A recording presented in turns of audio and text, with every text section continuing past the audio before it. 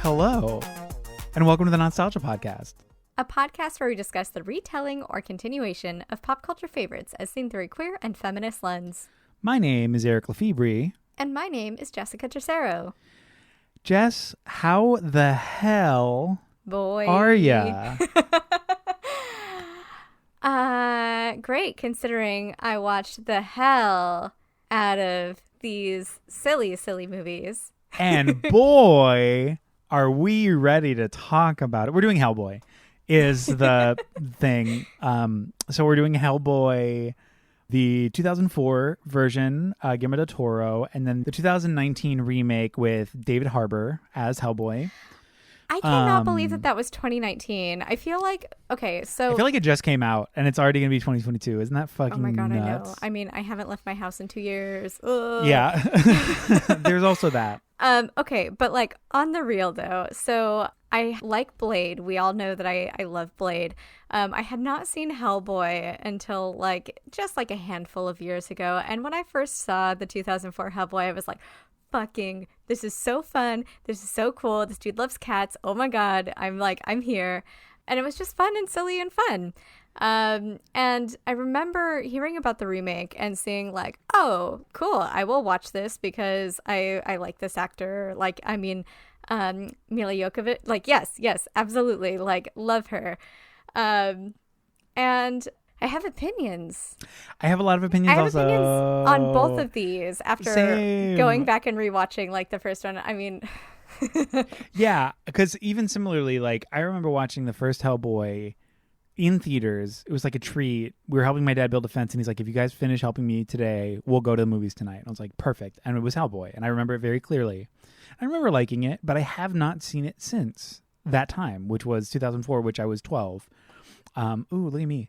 And I'm happy we're doing the episode. I have stuff to say. It's not egregious or it's not like a Power Rangers moment or like a whatever. It's not crazy. I mean, the second one's whatever. The second one will be like Power Rangers. The second one's what the fuck was that? But the first one I'm excited to talk about too. I think it'll be cool. Yeah, absolutely. And I think it's really interesting because this the 2019 version was actually supposed to be a sequel to the original Hellboy. So it's Hellboy and then Hellboy 2 with the Golden Army, right? And then this was supposed to be the next installment of that, but Guillermo del Toro wasn't invited back. And so Ron Perlman was, he kind of put his foot down and was like, nope, I'm not doing this. Thank you. Yeah. So the writers, and one of the writers on this is the creator of the comic too. And so they were like, okay, whatever. This is just going to be a reboot. It's going to be a reboot and it's going to be great. And it wasn't. So should we go? Is this crazy? Should we just jump in? Oh my gosh, let's do it. Let's do it. Okay. Fucking rock and roll. Great.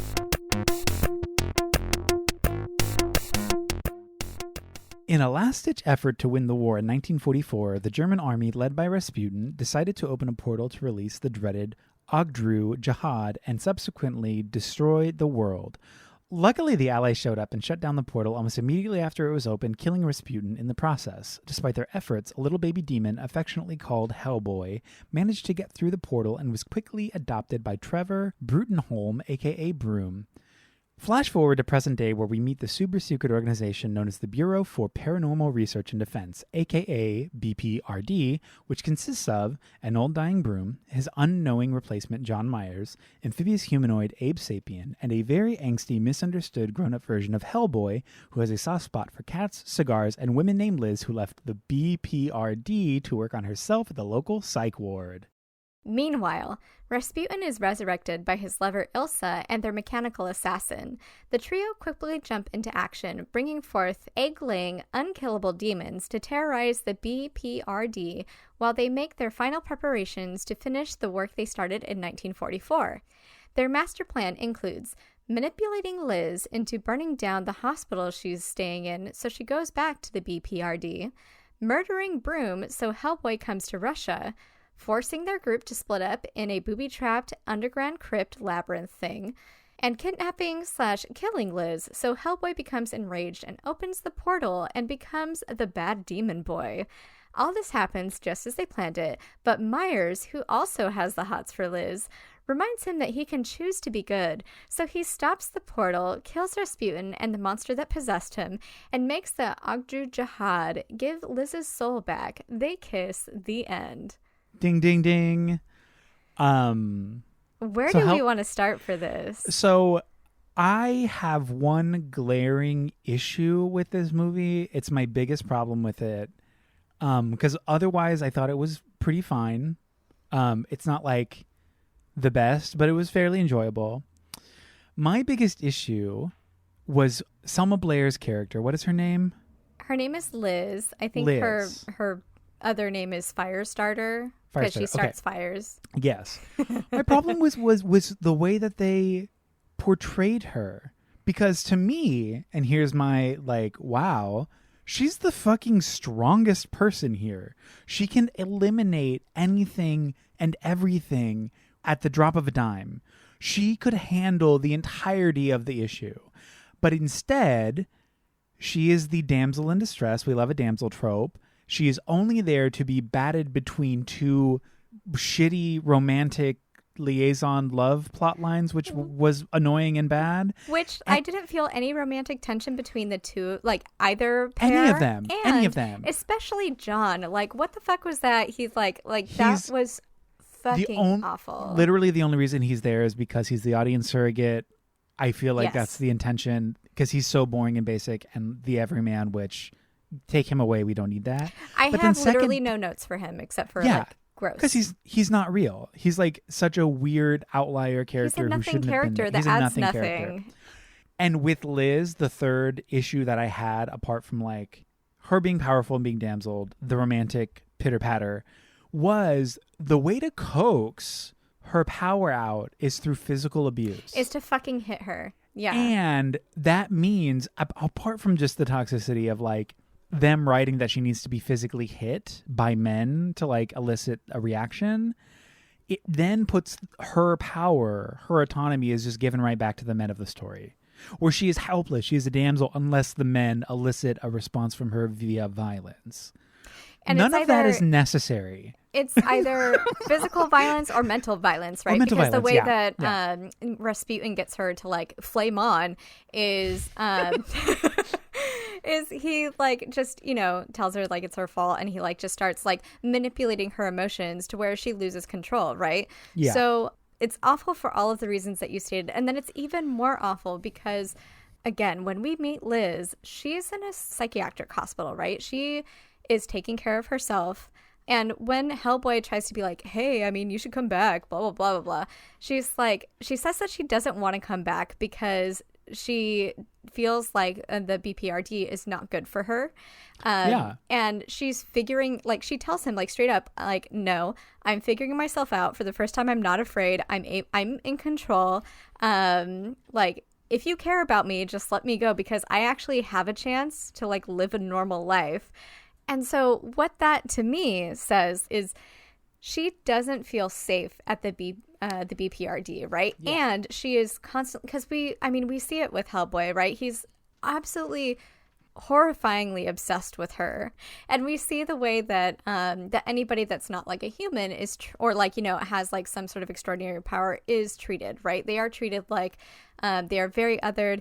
They are monsters that are killing all of the monsters for humans, and at the end of the day, they are the last target, right? It explicitly says that. So I want to talk about that because I'm why the fuck are they even helping people? But so she's taking care of herself. She's fine. She's I'm cool. I got this. And then he just decides for her, no, you're not. You need to come here. And she's no, just fucking leave me alone. And the one time she feels safe, she's not allowed to feel that, right? And Hellboy, keeps trying to, his way of, flirting or, talking to her is, being demeaning and being overbearing, right? Oh, he's he will not let her have a minute alone. He calls her kid. He always has to have the fucking last word in with her. He's I know what's best for her. How many buildings does she have to burn down? And he's such a fucking asshole. And the way that they like, he's rewarded for that, because at the end he's like, I'll never give up with you, and she's like, I like that, and kiss, right? But in her in very early in the film, they're talking about, like, you know, a Hellboy, and there's like this one like off thing that happens where I'm like, why did they include that? And it's to show that he's fireproof, right? And we don't find out about her being a pyromancer or whatever until like the middle of the movie. Yeah. But so right away, like one of the first scenes, we find out that he's fireproof. And what this means is that literally she is written as a character that cannot be with anybody else, because like she has no choice, because he's the only one that can actually like withstand her, right? And can actually be there. And even though he's what instigates it, and he's only obsessed with her because he can't like be with anybody else, and he's never fucking met another woman in his goddamn life. Yeah. So she is written solely to like in a way that is just like incredibly awful. Here's also my fun queer take on this, is that is the most boring romantic decision in storytelling, is like, we were destined to be together, like there's no other way, we have no choice, it's meant to be. That's bullshit, and that's boring, and it's also such an easy out to like the complexity and the nuances of romance. Like that's what makes a lot of these romantic stories beautiful, is that there is complexity, there is nuance, there is a struggle. But when you've established in this story that like she literally can't be with anybody else, and he for some reason also literally can't be with anyone else, let's kiss. Why? What? No, who fucking cares? Like he's such a shitty, like obsessive, controlling, nagging, the antithesis of an emotionally abusive partner. And I mean, arguably physically abusive as well. Sure. But what the fuck? Like, it's just, I don't understand. I mean, I do understand how, like, why this is a part of the movie, because I think from a man writing a movie like this, from a male perspective, it is kind of romantic to a straight cis male. You belong to me.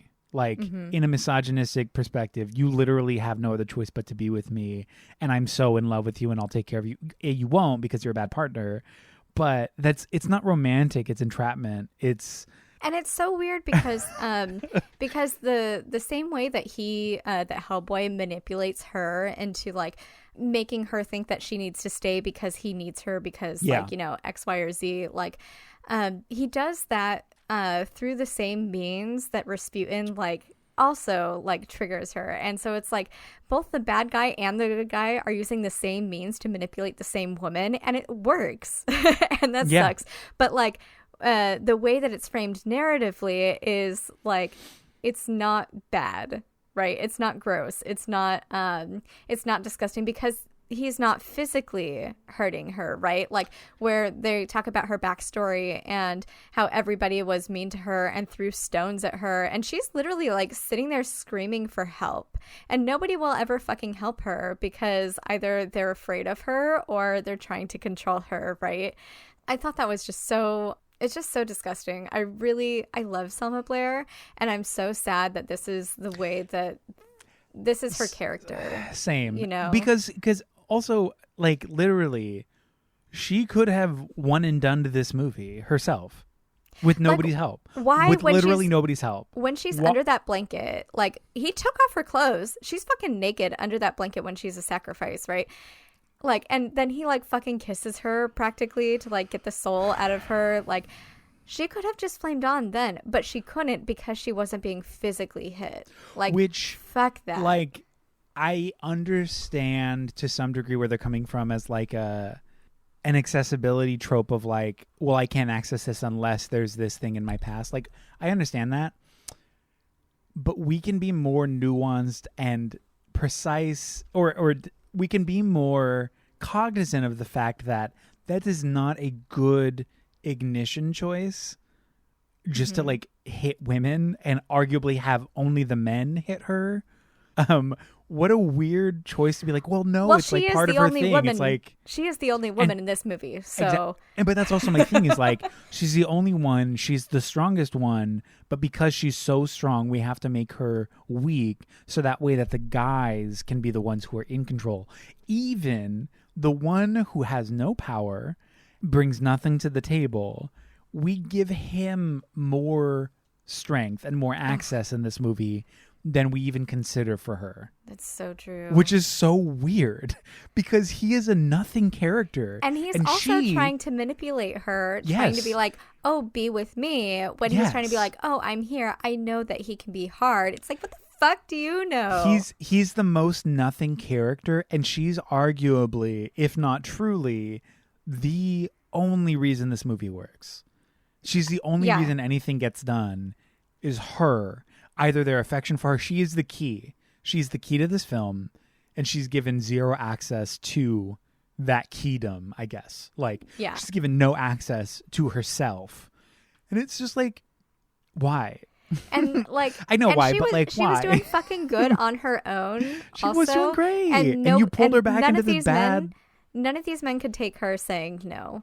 Like, none of these, they're like, oh, I'm sorry, you're good without me? What the fuck? Like, no. You think this is good? No, you're wrong. Like, I can protect you. And she was doing fucking fine on her own. And she was learning to control it on her own and stuff, too. So, like, to just have all that progress go the fuck away because a man enters the room, like, that is so...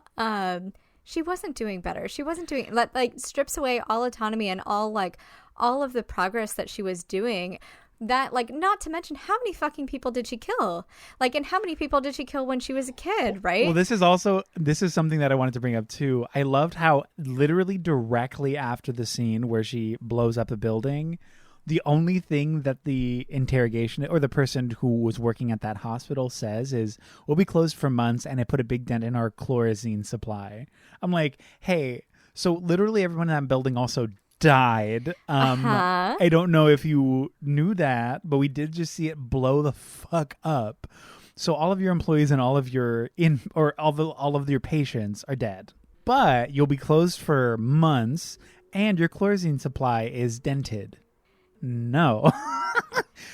There's just so much more that they could have done. Like, it's just all of these choices, and I mean this with the most disrespect.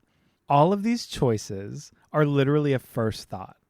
They're all like, oh, well, she's between two guys. Oh, what if she's like kind of romancing both of them and like they have to decide? That is so boring. That is the most boring thing. Oh, but what if she's like the key and like what if her only access is like through pain because she has to access that trauma? It's like, I literally could have thought of this in my sleep. I'm not trying to be a dick, but I am. And these are the most boring versions of these really interesting characters. Like Hellboy. I like Hellboy as a character. Like he's like this big curmudgeon who's like a romantic, who's plagued by like the woes of masculinity and being othered by his physical appearance. But he also like loves cats and is this big softy, but is also a big rugged drinks man. A lot of beer. He drinks a lot of beer, but he also like loves little small things and likes to be kind of a soft romantic. Like the dichotomy, iconic as a character. I love that. The kittens, it's like such, saving it's the like, kittens during that, like, yes. That's one of the things that stuck out the most about when I first watched this movie. I was like, I love this movie. I love this so much. Like, he's a crazy cat dude. His character is really interesting, and I like the Hellboy character. I think even in the next one, I do still like Hellboy as a character. He's interesting and complex and cool.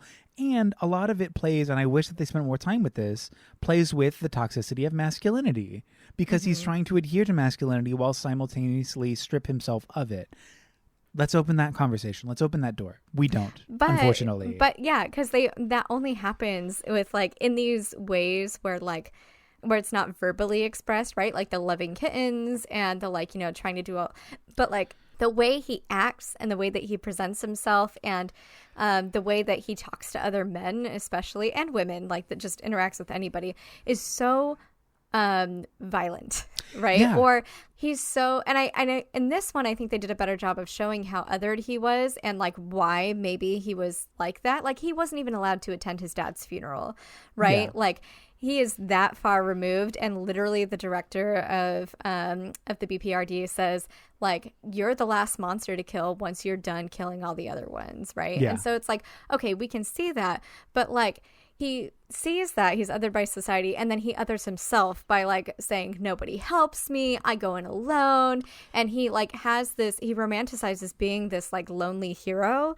and he just doesn't want to listen to anybody, and he's like self-deprecating in the ways too where he's just like, you know, like, oh whatever, and I guess like they could have done a little bit more. And I feel like that's why I really like this character, is because there's so much there, and we just have to put those pieces together in this way that I think would be so cool and so interesting, rather than just letting it hang, you know? Yes. The conversation around deconstructing toxic masculinity and the problem with like performative masculinity, he is the perfect character to study with that narrative. Like, Jess, he is the Batman syndrome. He's literally 100%. that fucking straight guy who's like, is soft, is a little bit more emotional, shows that sort of organically, but then suppresses it immediately and makes sure that like, oh, big, tough, strong guy, and like, I don't need your help, I can do it myself, when in fact he's helpless and can't do anything himself, but must be lone hero, blah, blah, blah, straight, boring nonsense. Mm-hmm. He's the perfect character to do that study with. Like, why And, are we sending him on this literal nonsense journey for also, no reason? in the same way that he's rejecting his demonhood, like it would be really great to see, like, rather than latching on to toxic masculinity, right? Like that performative toxic masculinity, like I understand in this movie, in this iteration of it, that he is latching onto that so he seems more human. Like, and that, so all of this does feel so much more performative. Like, he pulls off his horns. He's like, you know, filing them down. He's like, he's doing everything he can to try to be of the world that he is saving. Again, but he's not allowed to do it. He's not allowed to be there. So I understand that. And I think that that is so cool and such a cool conversation and so powerful. Because in the place of being an actual demon is toxic masculinity, and is this like, is what he perceives, like, or what the world shows him, this is what it means to be a man, right? And they in the second one, they really fucking double down on a lot of the gross toxic masculinity stuff, but they like present that as like, no, this is what you're supposed to be. Where I feel like Broom, at least, even though he didn't really talk about, you know, he wasn't the greatest dad, he just felt kind of like he was like bumbling around, but like, you know, he was trying his best, right?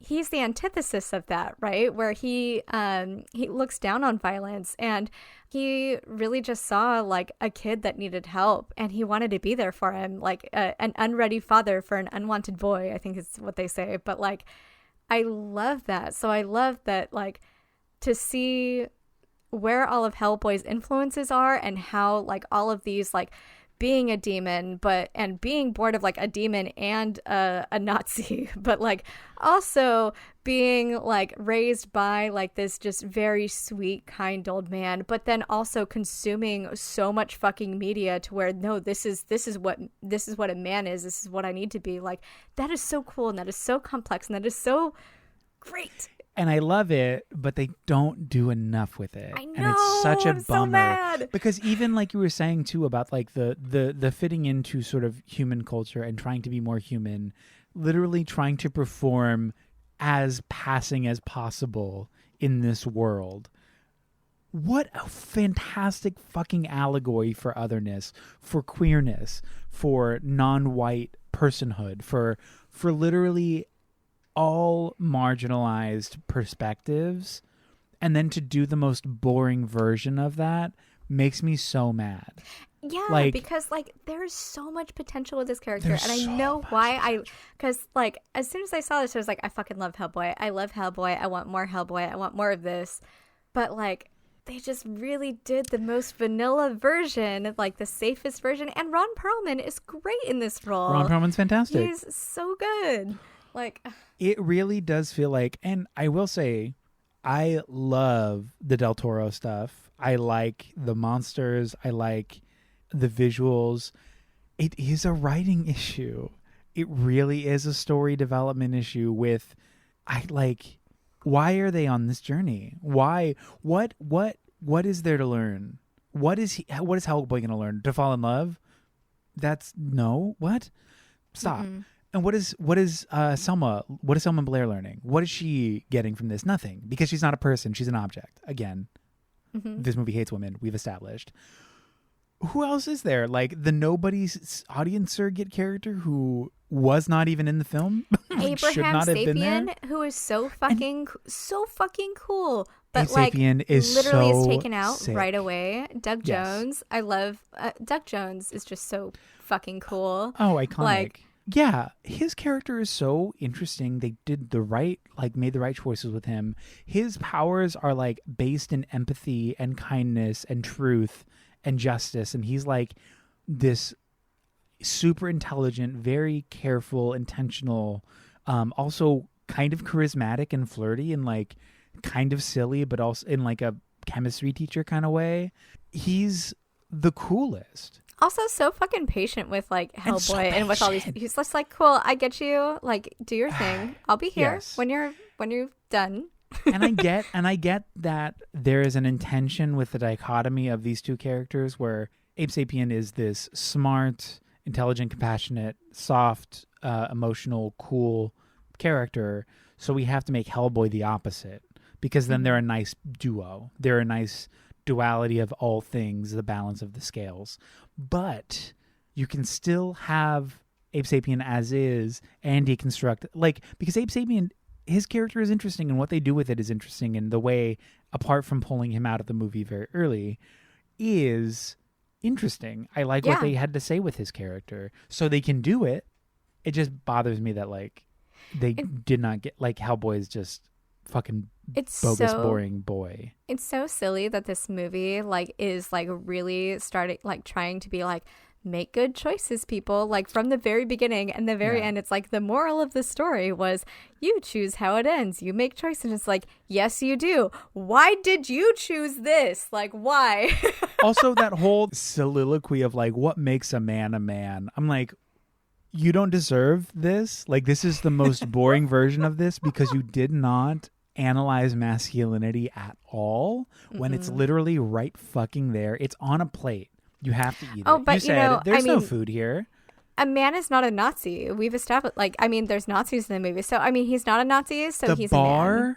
The bar could not have been lower for him to be so triumphant and justified in this excelling of the slaying of the monster and the saving of the world. He thinks he's so justified. And it's what makes a man a man?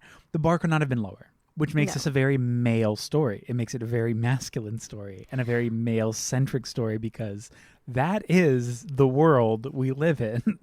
Well, and when you look at the BPRD in general, right? At least in the portrayal of this film, right? Their whole motto is in the absence of light, darkness prevails, right? So they're holding themselves on this fucking high ass pedestal right away, and you're okay.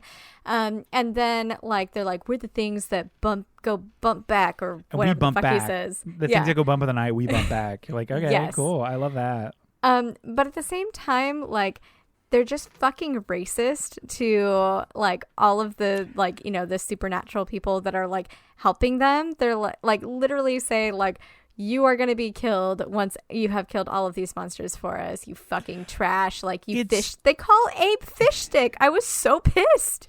I was so mad. It's one of those things. I love their fucked up relationship of they're helping but ultimately going to be killed. Iconic. Yeah. So interesting.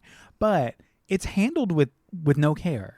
It's these ham-fisted, which I don't like. And then they're trying to show once Broom dies that the leader, right, he's all stop, no, you listen to me, I hate you, I'm in charge, right? I'm in charge now. It's wait a second, there was just no nuance to that, right? And I feel that's why I hated it so much, because it's great for this narrative, especially where I mean, that is ultimately the truth. I mean, whether or not they say it, that is the truth, right? Like those, like Hellboy and Abe, will never ever be allowed autonomy. They will never be allowed to like see the light of day. So of course, like it was too basic. It was basic. Yeah. It's a basic ass story, and first pass. It was first pass. It's first thought, and I'm like, y'all. Either way, you know what? Hey, live it up. One thing I did also want to bring up that I thought was really funny, and maybe a bit messy, I want to kind of get into it. At the end, when I forget what character screams, "Remember who you are," and like throws the necklace at him. Oh, that's the boring rosary. one. That's why you forgot who it was. It was the one who's not in the movie. Yes. Yeah. Okay, Myers. When he did that, he's like, "Remember who you are," and he throws the rosary, and I'm like, "What is he, a Catholic?" I like that's initially like, "Don't forget who you are," and throws that. I'm like, so he's Catholic? Like, what's the deal? And then I'm like, oh no, because his dad gave it to him. That's the point. That's the whole thing. But he's a Catholic demon. Father. Like that would be. It would be also an interesting dichotomy. But then also, I was thinking, I know that this probably isn't it, but because that wasn't clear and it was a little confusing, I'm like, oh, don't forget who your father is because you're the son and you're also the savior, the son of the savior, father, lineage, Christ, all that.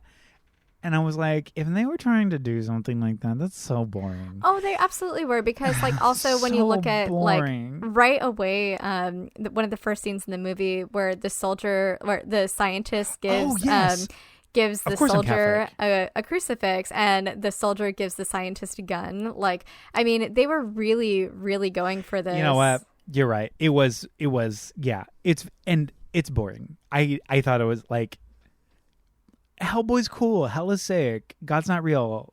Party. I don't know.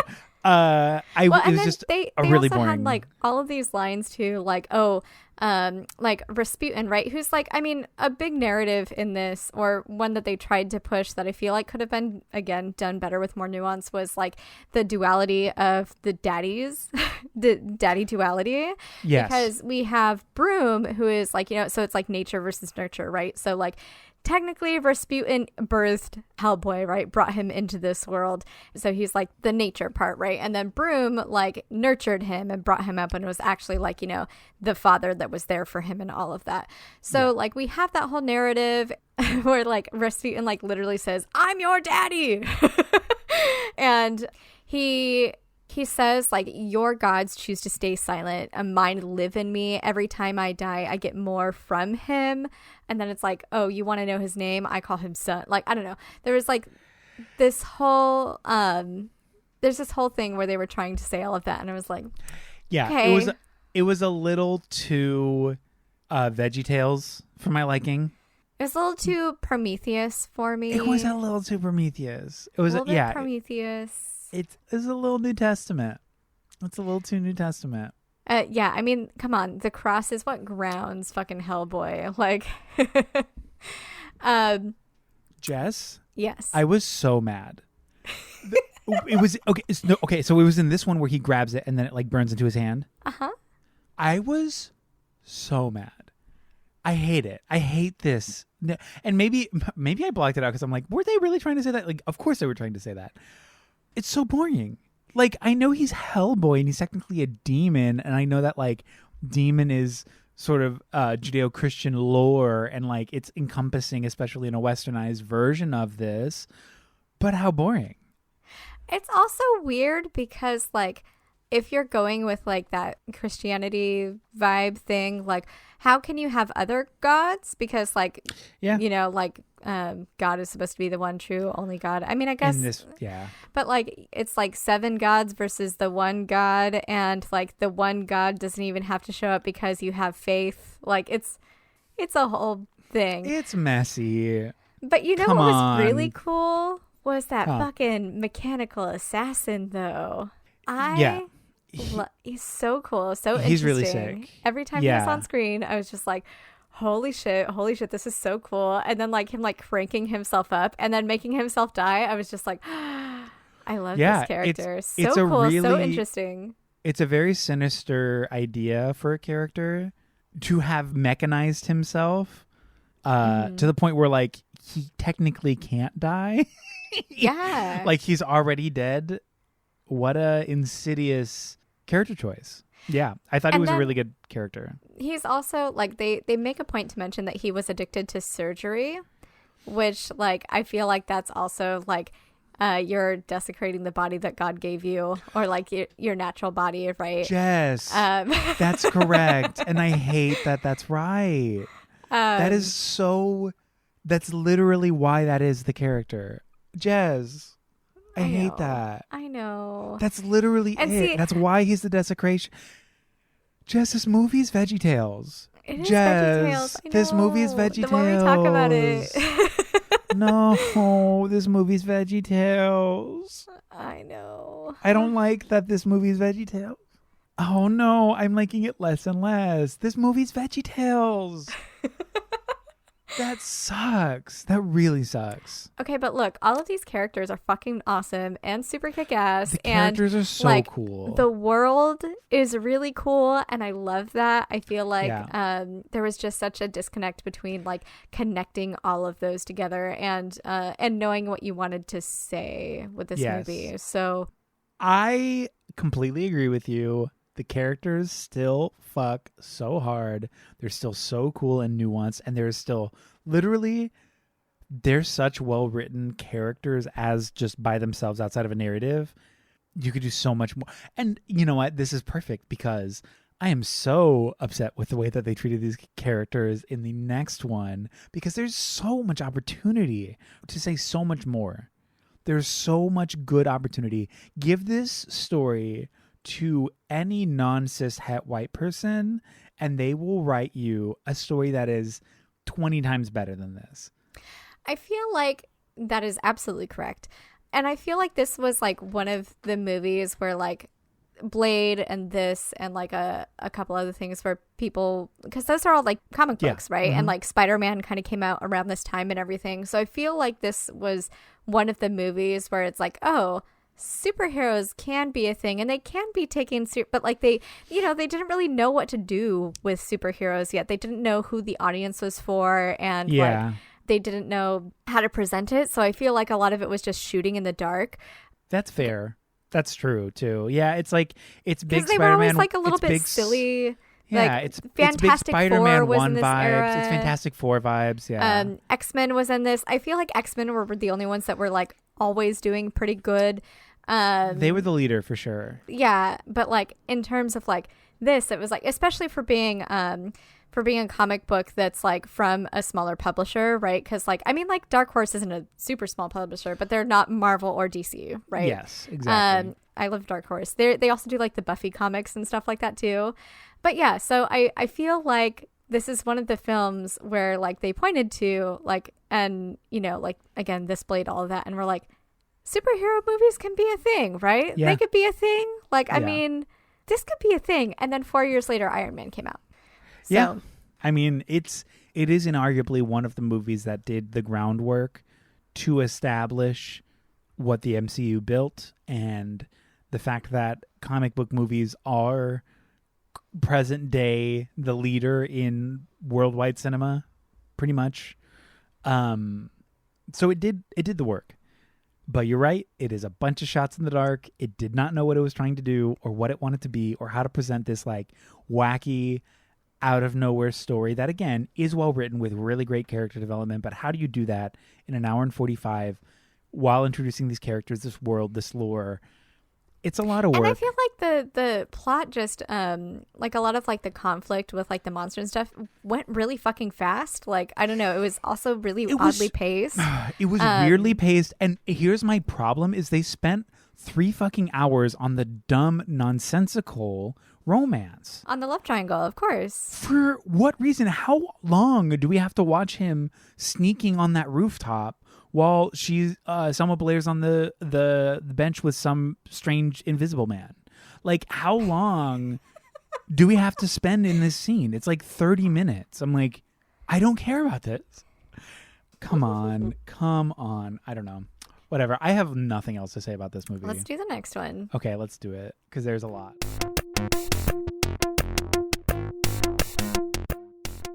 During the Dark Ages, immortal Blood Queen Vivienne Nimue was about to conquer the world when she was suddenly cut down by King Arthur with the legendary sword Excalibur. Since she couldn't be killed, Arthur chopped her up into several pieces and had her remains sealed and scattered across England in hopes she would never be made whole again. Flash forward to present day, and we find a fully grown Hellboy on the streets of Mexico following a lead on a friend who disappeared. Sadly, his friend is now a vampire, and he kills him. Back at the BPRD, his daddy Broom, who happens to be the leader of the BPRD, sends him on another mission, which also ends badly as the Osiris Club, who he was supposed to help, tries to kill him because they're awful and racist. Oh yeah, before they die, they tell Hellboy his daddy was supposed to kill him years ago too. As family drama ensues, a weird pig fairy who also hates Hellboy goes to a witch named Baba Yaga for help, and the two quickly hatch a plan to bring back the dreaded Nimue. Word of his plan travels back to BPRD, who decide to take action and enlist the help of Alice, a spirit medium who Hellboy saved as a baby, and Agent M11 to gather the pieces of Nimue before they fall into the wrong hands. Oh, and Agent M11 also happens to be mean and racist, so there's that. The team try to track down the Nimue bits, but are too late, and she poisons Alice. So they go to Merlin, yes, that Merlin, for help. He heals Alice and offers Hellboy Excalibur, but he doesn't take it because he has a vision of himself turning bad as, like, the king of hell or whatever. Merlin gets so mad, he dies. Merlin gets so mad that he dies. It's such a weird fucking movie. It's so weird. Yeah. I'm sorry. It's true. This is literally what happens. It's so silly. The gang sets off to face Nimue, but she's in love with Hellboy and kills his dad so he'll be with her. Her plan fails when Alice uses her powers to let Spirit Daddy speak to Hellboy through her. Hellboy then chops off Nimue's head and sends it to, you guessed it, hell. Oh, and M11 was a demon this whole time too. Everybody hates themselves and each other. The end. I love it. I literally, what a weird, messy, no plot, all plot movie. Yeah. Right away, I was like, oh, fucking cool. Here's Mila. We love. And she's and she's the big bad. Love this. We love a blood witch, right? I'm here for this. And then she gets cut down right away. And I'm like, oh, fine. My okay, first but note, we have a good bad. We have a really evil, sick, talented, super duper strong blood witch. She's iconic. Again, Mila Jovovich. She's literally perfect. I'm obsessed with her. Everything she's ever been in, she can do no wrong in my eyes. Obviously, that's not true, but she's amazing. I mean, she's so sick. She's so cool and she's so talented. What a fucking silly movie. That first scene, I was like, oh, this is gonna be cool, and then they just like straight up cut her into pieces, and I was like, oh no. Wait, no, what are we doing? Like, I get for the effect of like this story, sure. We're not really doing a good job at setting a precedent for like feminism or like the conversation of violence against women when in the first 30 seconds we watch this powerful woman get disemboweled because she's too powerful. It's a weird opener. It's too hard of an opener. Like, it's too hard. Well, and really, I mean, that is kind of driven home when you understand what she's about. Like, this is a case where she has really fucking good points, right? Where she, Hellboy's already thinking all of this, and all she has to say is, like, they call us monsters, what the fuck? And he's like, yeah, what the fuck? And then she's like, we just don't want to be, like, cast out as soon as we're birthed, right? We just want to exist. We don't want to, like, starve to death. I want the forgotten people out of the dark. Like, and it's like, yeah, absolutely. Like, these people, these entities are still here. And she calls them people, right? Because that's how she sees them. She doesn't see them as monsters. I mean, like, sure, she's, like, bad and stuff, but she's bad. Why? Because she's killing humans who have, like, persecuted her and her kind this whole time. Like, yeah. And she, like, asks Hellboy, she's like, why do you fight for those that fear and hate you? Like, and that's what I've been asking this whole time, right? But like the last one, they did it much better than this one, like that whole conversation, right? But she's also like, for all of her power and everything, right? when she sees Hellboy, like, she fucking bows to him, like, once he has a crown, for all of this fucking power that she has. And she relinquishes all of that power, and she's like, she acts like she has none. Like, she didn't get to do anything fucking cool. And I was like, what the fuck, right? Like, this is not the Blood Queen that I love. Like, what are you talking about? What are you doing? It's a weird movie. And again, it's like, this scene is a great example, but then, like, literally everything else. What is this movie? Okay. Who are these characters, and why are they always changing in ways that A, are inorganic, but B, don't really make sense? Also, why are several of these characters even here? And why do you establish this narrative for a character, or these kind of powers for a character, and either one, don't allow them to use it, or two, just forget that they exist, forget how their powers work? Like, let's continue on, though, real quick with Vivian, because, like, I feel like you're so right, and I didn't even realize it. Wow, because I was just like, oh my God, like, so in love with Mila, and I'm like, yes, please, yes, queen, yes. Yeah, she's great. But, like, this movie, literally from the beginning, is telling you how it's going to treat women, right? It's telling you, like, powerful, big women are bad, right?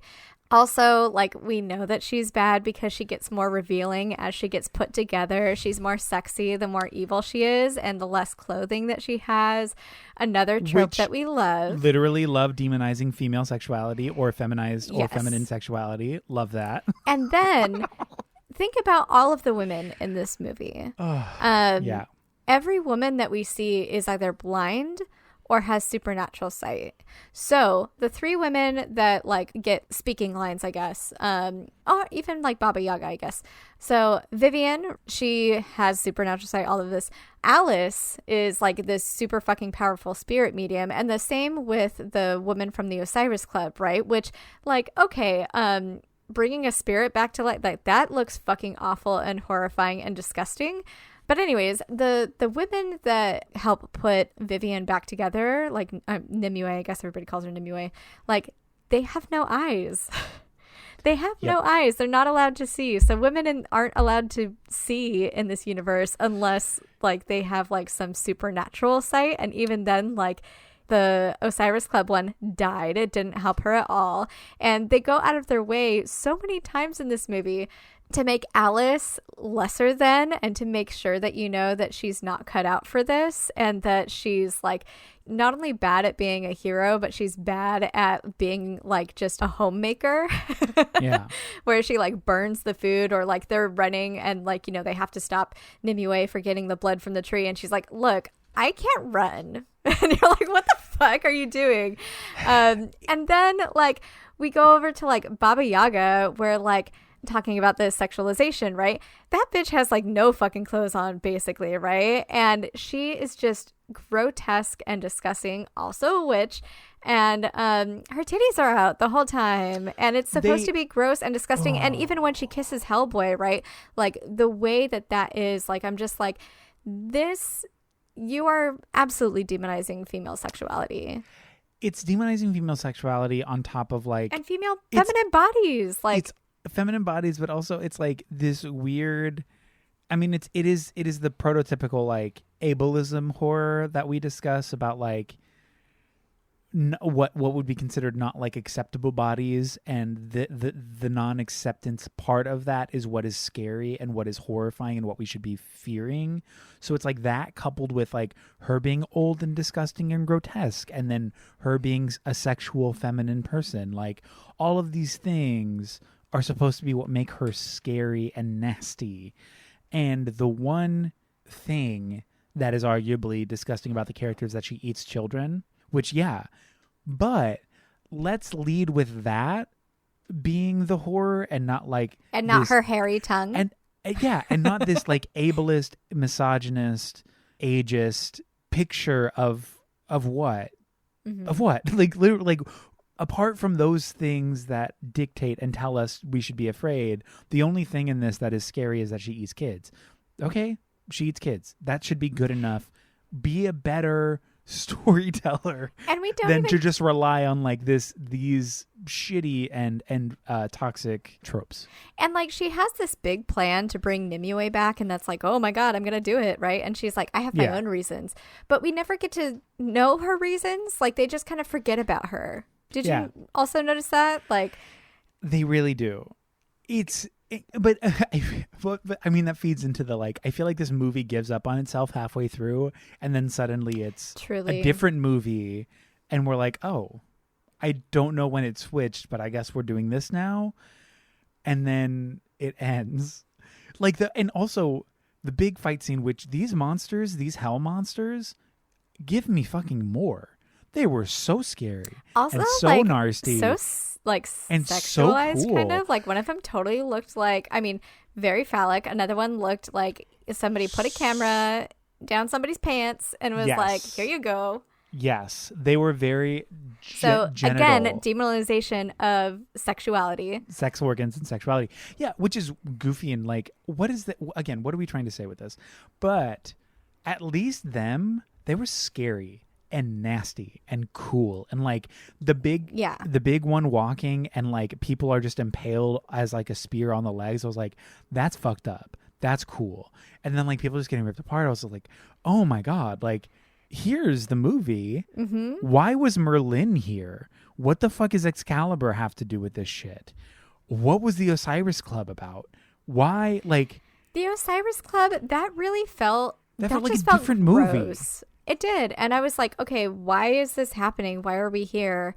And... Because also, that felt like a totally different film because the trolls... Or not the trolls, it felt like Lord of the Rings. The giants... That movie felt like a miniature movie inside of this bigger arc because the Osiris Club, that double cross, that's the turn of like the second act in this film. And that had fucking nothing to do with the plot at all. And it was another 30 minutes of like, we're establishing all of this. Okay. And I guess like they wanted to show like that the dad was supposed to kill him, but like there's a million other ways that you could have done that. We did not.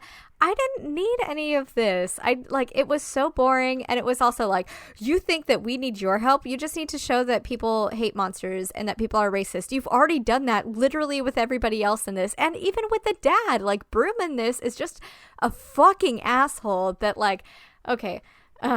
Here's also, check this out. Here's the thing. If this movie wanted to, okay, I'm taking the mic stand off. I'm taking the mic off the mic stand just for the listeners because I need you to know that I'm serious. He's also he just stood up on his soapbox. So yes. Okay. So everyone needs to listen. Give it to us. If this movie is so committed to having bits of modern technology, i.e., is that my Uber? How'd you find me? You're on Twitter. These moments of like fun pop cultural timestamps for like what this movie is and when it's happening. All you had to fucking do to establish that his dad intended to kill him at some point, email, old text, something on a phone, something on a laptop, something easy.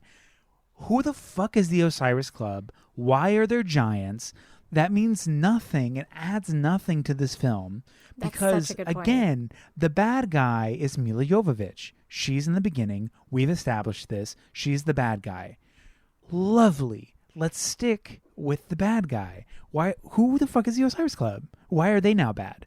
They don't work for Mila. There's no tie-in. It just happens, and then suddenly he's like, you tried to kill me? Or these people, whatever, tried to kill me on your behalf? Literally open a laptop, you see something you shouldn't have seen, or you open a piece of mail or something. You wasted 30 minutes of a movie for no reason. Like, I didn't need to see a bunch of stuffy old white dudes and the one shitty black woman props in and the movie. shitty costumes. Oh my god. Yeah, and I didn't need to see them be like, oh, look we have giants' heads on our thing, and we have this, and we have all of these things. Like, I don't need to see that, and I don't need to know, like, they're talking about their influence over, like, governments and stuff like that, and I don't fucking need that.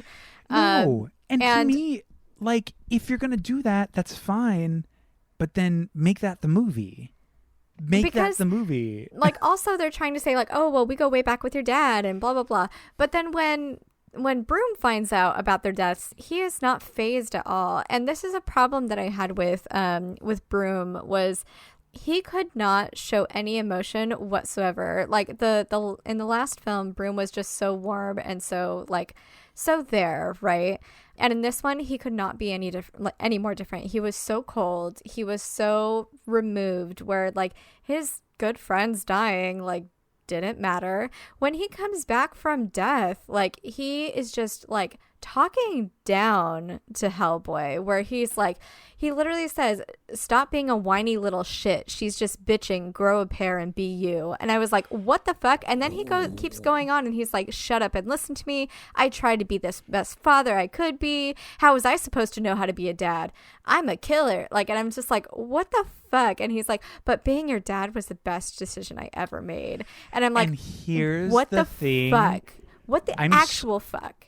I'm so tired.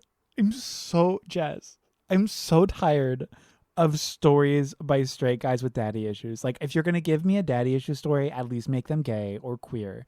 Because why are we still like objectively exalting this toxic masculine dad who hates it? It's like, I don't care that I hit you and I hate you and you're a dumb little piece of shit. Being your dad was my favorite fucking thing. It's like, you don't get that.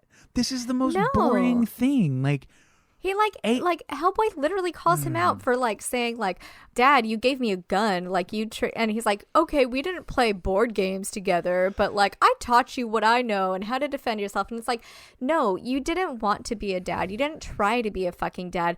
You just tried to like mold somebody in your image. Like this has nothing to do with love, care, affection, any of that. Even when you die and you come back from the dead, like, and you see your son about to destroy humanity, you don't give a shit about humanity. Like, you're not trying to stop him. You don't give a shit about like him as a person. You don't care that you just died. You're so indifferent towards everything that like the first thing out of your fucking mouth is going to be, stop being a whiny little shit, grow a pair.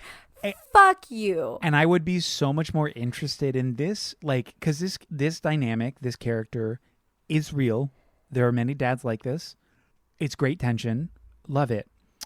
You have to pay it off. You have to pay it off with this character who we're supposed to inevitably forgive. You always do. Because if we're through the eyes of Hellboy, if we're looking through the eyes of Hellboy, he has to do something or say something that is so good and correct and right and lovely that we're like, okay, you know what, you're not perfect. Because it's like, oh, you know what? You know what? But You're not I'm perfect, not either. but I literally, and I'm what not that does either. is that gives a pass to anybody else that's watching, because it's like, you know what?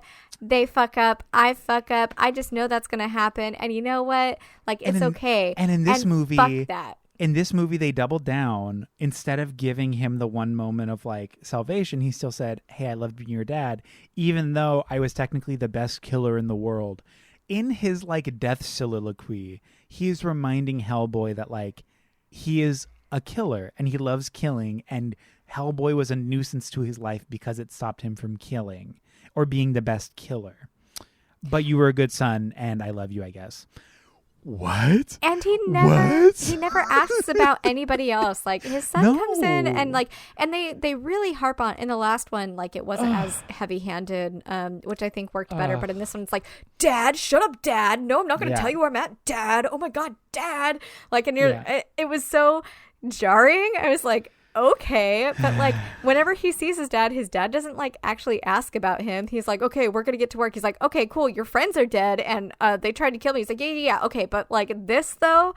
And he's like, fucking cool. But you know what? I should have known, because the first thing that we see this fucking character say is a super racist thing, where he says that his grandpa, he's like, you know what my grandpa said separated men from the Philistines? And I was like, oh my God. And it was literally like shaving. So like saying like, oh, well, they're animals. And I was like, this is fucking gross. And he's like, well, he's an asshole, but he taught me how to shave. And it's like, oh, so he's saying that he's better than his dad before him. So this is just cyclical abuse. And this is like giving him a pass because he's not as bad as he was.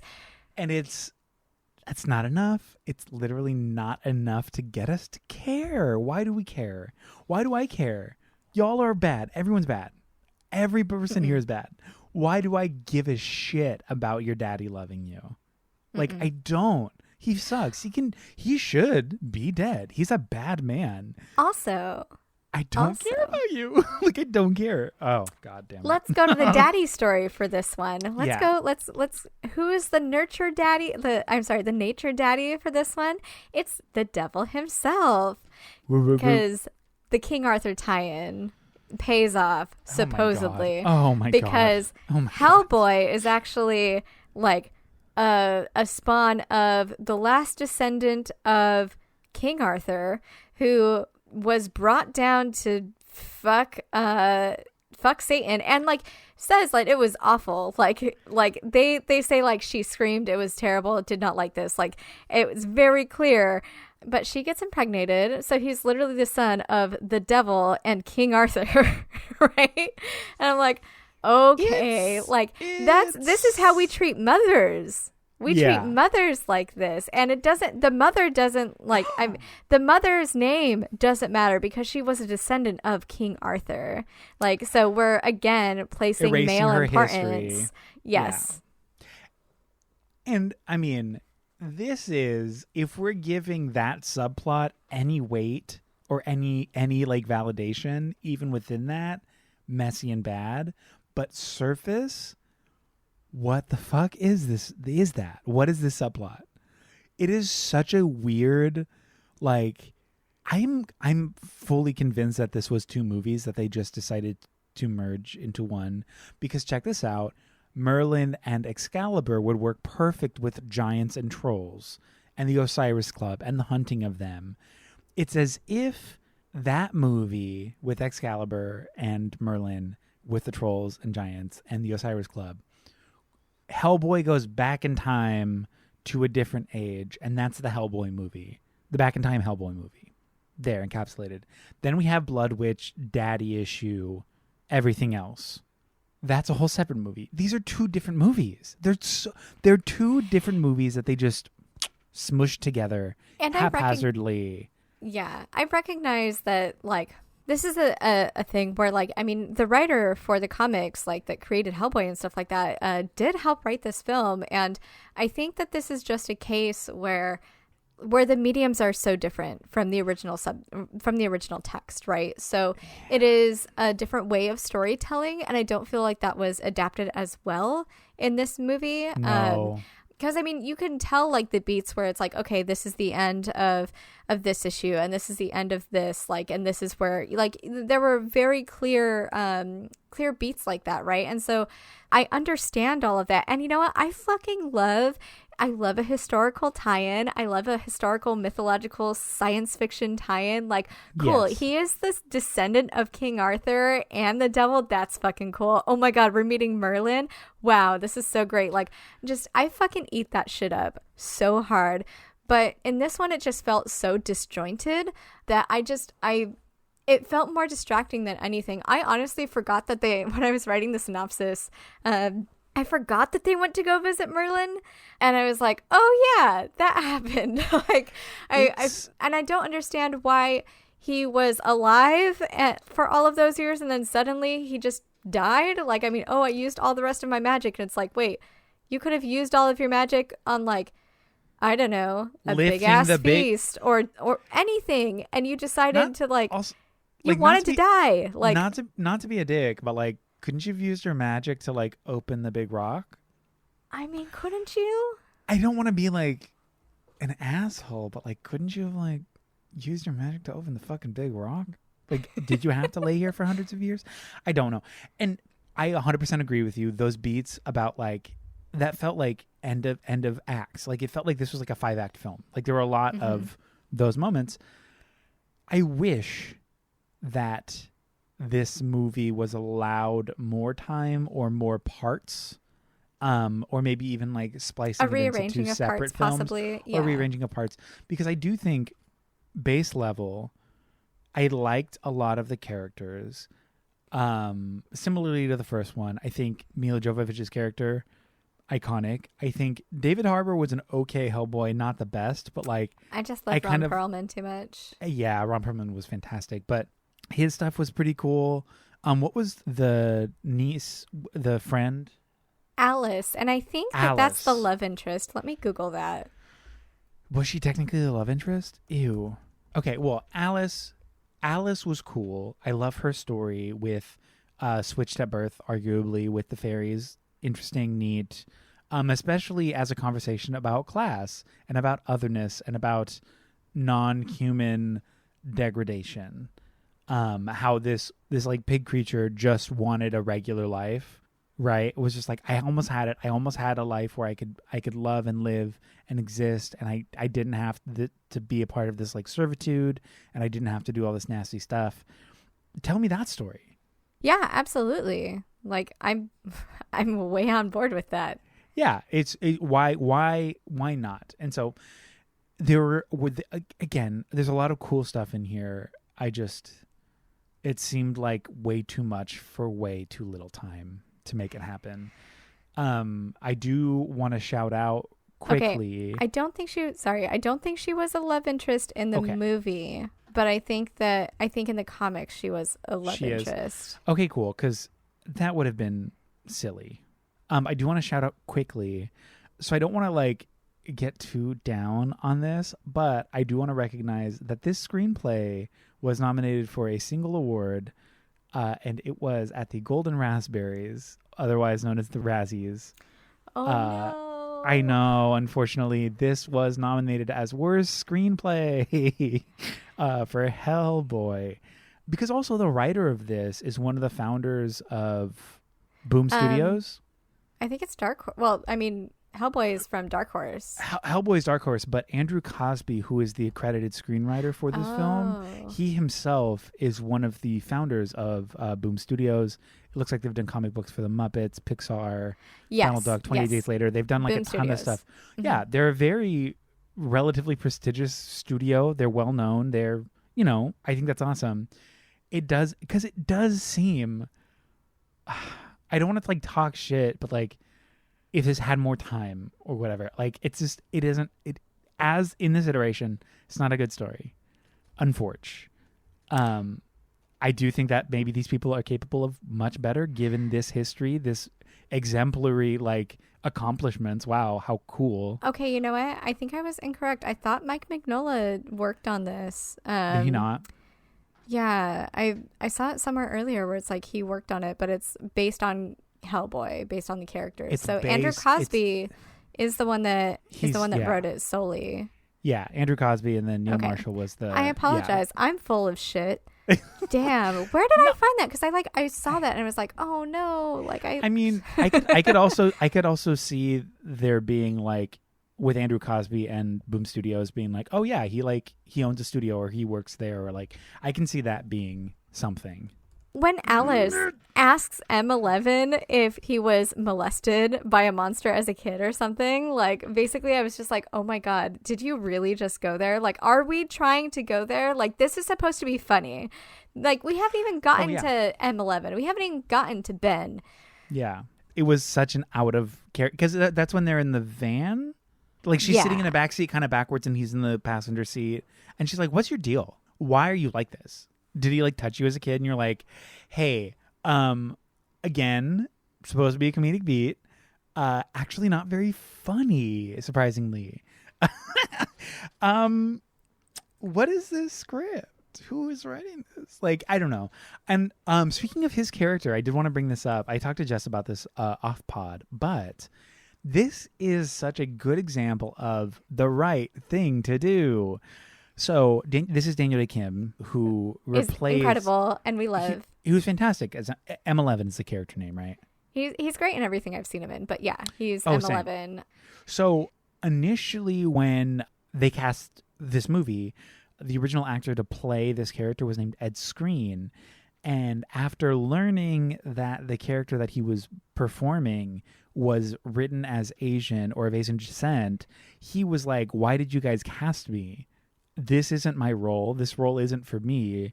I'm not going to be complicit in you whitewashing this story. I'm out. And he bailed. He said, fuck this. And I don't want to do this. It's so I've good. learned something new. I don't care. This isn't my role. I'm not going to be complicit in your racism. I'm out. And then Daniel Day Kim took the role. I think that's cool. That's like, it's literally the easiest, the right thing. It's like what people should be doing. Instead of just being like, well, there's nothing I can do. I was cast. There is something you could do, and you cannot do it. You can literally leave. You can say, no, thank you. I've learned something, and I'm not going to be complicit in this behavior. Goodbye. I love that. Yeah, that's I also so love good. that. It's really cool. Like, what a good thing to do. It's the right thing to do. It's the only thing to do. It's the only thing that white people should be doing in these instances.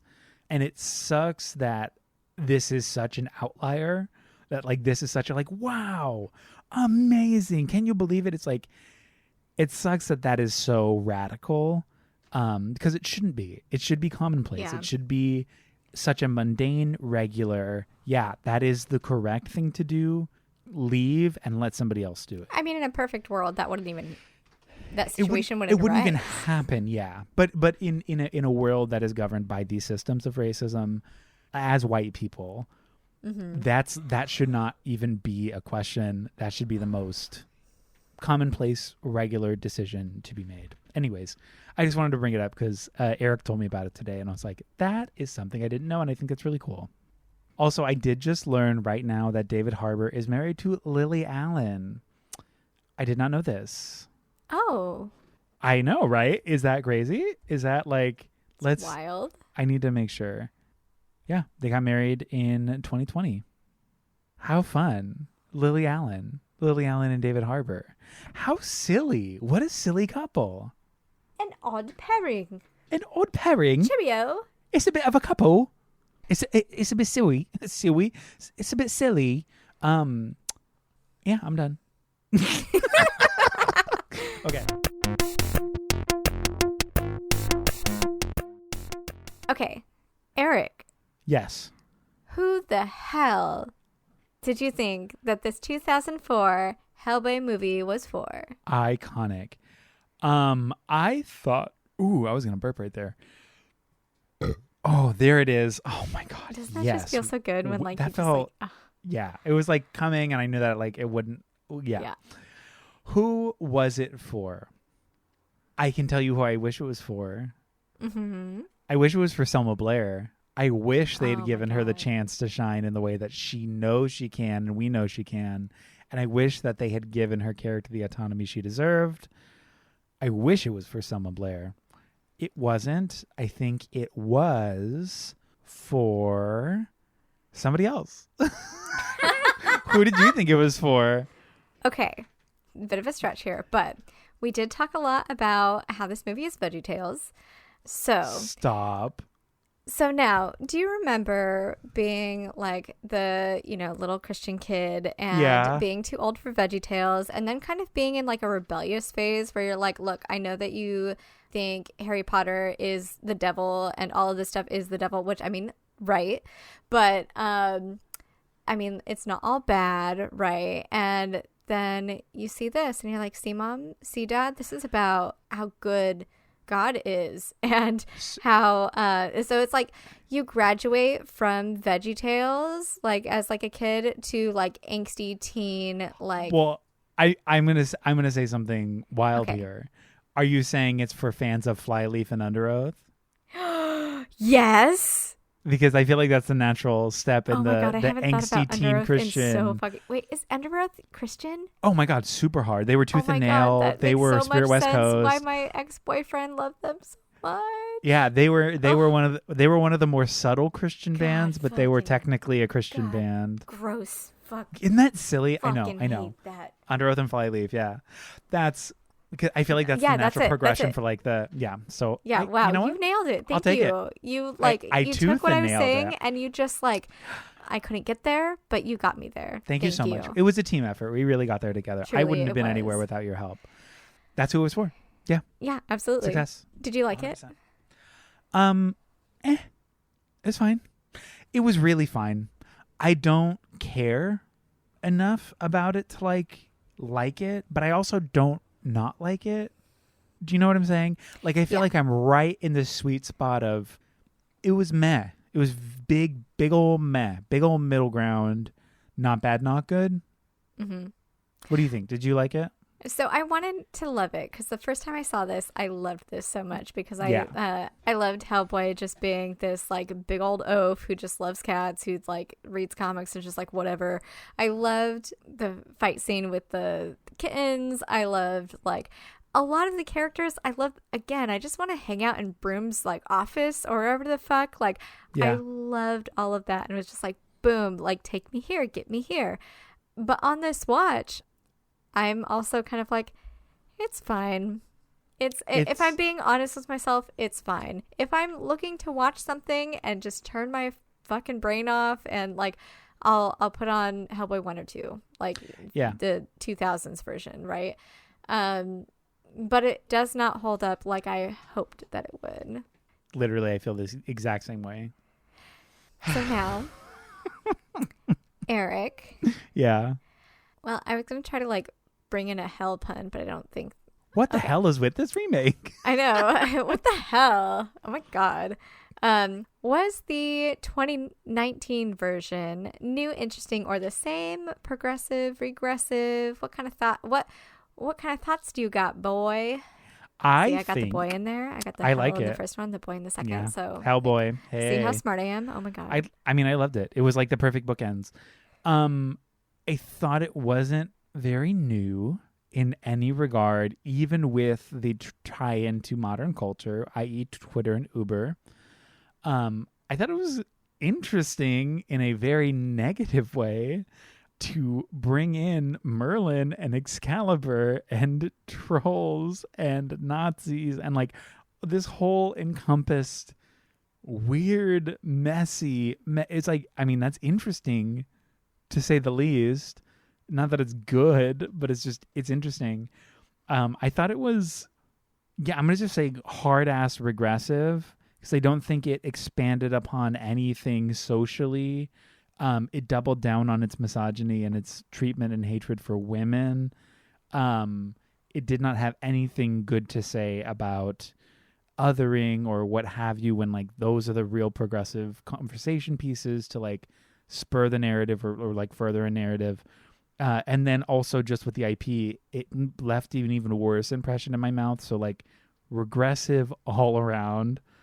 And I don't think the story has evolved with like today's ideals at all. I don't think it's changed anything. I think this movie is a nothing movie that has done nothing for anything Hellboy or anything in life. I feel like that's so harsh, but it feels like a nothing movie. Yeah, I mean, it really does. This did not feel new. It didn't even feel the same. Like it just felt like nothing. It was interesting, but only because I was interested in Nimue, and I was interested in like, you know, again, like I fucking eat up the connections between like, you know, oh, King Arthur, what? And then like, okay, Merlin's here. But like, it was just done so bad that I couldn't even like, it was, like you said, interesting in a bad way. Yeah. And I do think that this movie was just like regressive on all fronts. Like it was even worse to women than the first one was. Oh God, I can't even. I know. It was just really, really regressive. And it like any conversation that the first one was trying to have on masculinity or on good and evil, or, you know, what makes a person and what makes them who they are, nature versus nurture. Like this one's just like, just grow a pair and get over it was like the whole thing. And I can't think of a more regressive narrative than that. Truly. It was just really, really, really bad and toxic. And this is a fucking bad movie. It's not a good one. That's for sure. Having said that, who the hell do you think this was for? Ooh. A little sassy. I think this movie is for the concept of daddy issues. This movie is for daddy issues. The personification of daddy issues. Yeah, the idea, the concept of daddy issues. This movie was for that. And I don't think I'm going to elaborate on that. Just hard daddy I don't really know what else to say. It's for daddy issues. Who do you think it was for? Cool. I think it was for fragile men. Fragile men. Very, very fragile.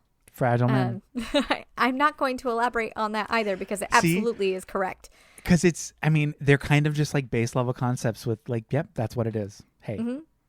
Did you like it? No. Are you saying you liked it's it? so bad. Oh my it's God. unfortunately so bad. But like, I just saw this text from you right now that said that you loved it. So. Oh, see, so I actually got hacked. Oh no. Oh no. I'm so I know. sad. And unfortunately, because I'm gay, it is a hate crime. So, God, we love that. No, so I don't like it. I don't like it. And you know what? I really like David Harbour, and I want to see him succeed. I really like Mila Jovovich, and I want to see her succeed. I really like Daniel Day Kim, and I want to see him succeed. But alas, here we are. Unfortunately. Did you like it?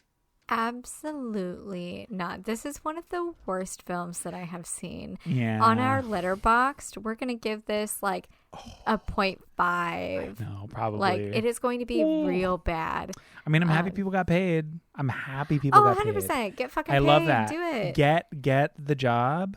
But unfortunately for us, it's not good. It's not good. It's not. And with that, thank you for listening. We were much more entertaining than the movie, so don't go back and watch it. It's not worth it. It's fine. The first one is cool. Like, watch that one. Like, just like hang out and have a good time. But thank you for listening to us talk about these movies. And please, while you're here listening to our voices, do not forget to rate and review us wherever you get your podcasts. And please follow us on social media. We love your engagement and we love your attention. Truly, we totally do. Our artwork and music is by Eric Lefebvre, editing by Danny Barkley. And thank you again for listening. And thank you, Eric. Thank you, Jess. And remember, stay cute. And stay critical. Bye-bye. Goodbye for now.